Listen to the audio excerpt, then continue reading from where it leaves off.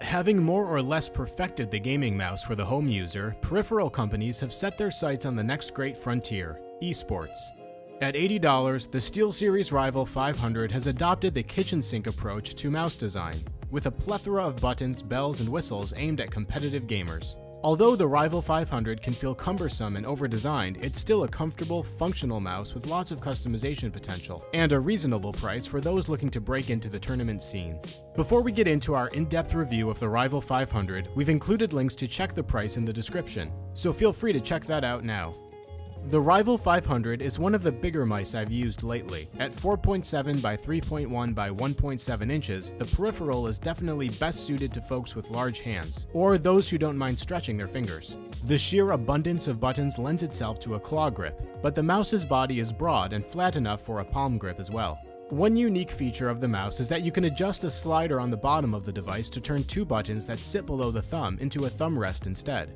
For players who simply don't need 14 buttons, this is a terrific idea.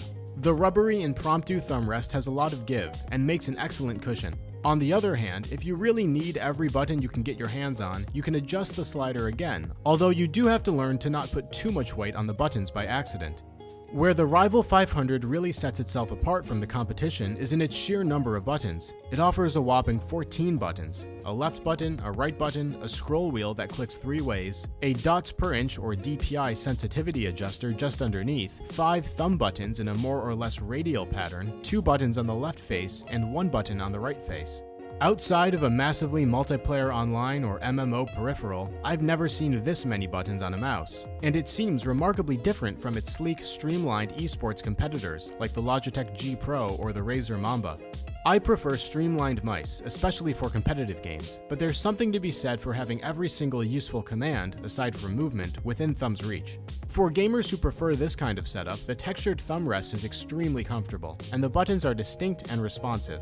You'll have to practice a lot to master the placement of all 14 buttons, but if you're prepping for a tournament, you'll have to practice a lot anyway. The Rival 500 runs on the SteelSeries Engine 3 software, which is one of the better gaming tools on the market. Users can program each button, set up profiles for various games, link profiles with software, adjust the RGB illumination, tweak the DPI, which goes from 100 to 16,000, and adjust other various and sundry mouse settings. If you have other SteelSeries products, you can run them all from the same piece of software, which is a huge win. On the other hand, the Rival 500 has one fairly major drawback. While it's phenomenally easy to sync up profiles and software, even through the cloud, the mouse has no onboard profiles. In a mouse for home gaming, this wouldn't make much of a difference, but taking your own settings with you wherever you go can make a huge difference on the tournament scene. You can still store your settings online and download them easily enough, but it's an extra step in an already stressful situation. One thing the Rival 500 does that I've never seen in another mouse is incorporate tactile feedback. You can program every button to buzz in a variety of circumstances and pulses, like the rumble feature on a controller.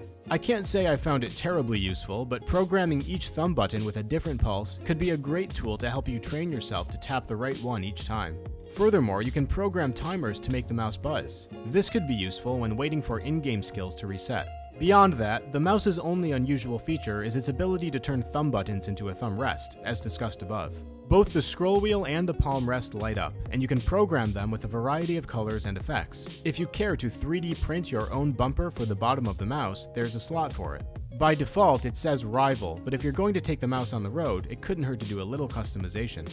The Rival 500 is on par with any of its high-end competitors. I ran the peripheral through Overwatch, StarCraft 2 Nova Covert Ops, The Witcher 3 Wild Hunt, and Marvel Heroes, and found that it performed admirably in every case. For Witcher 3, a role-playing game, and StarCraft 2, a real-time strategy game, the plethora of buttons was arguably overkill. I programmed perhaps 2 or 3 useful commands, such as opening the map in The Witcher and issuing an attack move command in StarCraft. Otherwise, I had no trouble navigating around the screen and selecting units or items. Where the mouse really shone was with Overwatch and Marvel Heroes. Both games are based on a variety of characters with a handful of game-changing skills, and I had more than enough buttons at my disposal to map them. Unlike a dedicated MMO mouse, the Rival 500's profile lent itself to rapid, jerky movement and helped me deal with the challenges in both action-packed games, from taking aim at foes as Soldier 76 to dodging enemy fire as Captain America. So that sums up our SteelSeries Rival 500 review. If you enjoyed the review, feel free to leave a like, and if you're new here, hit that subscribe button. And until next time, have a great day.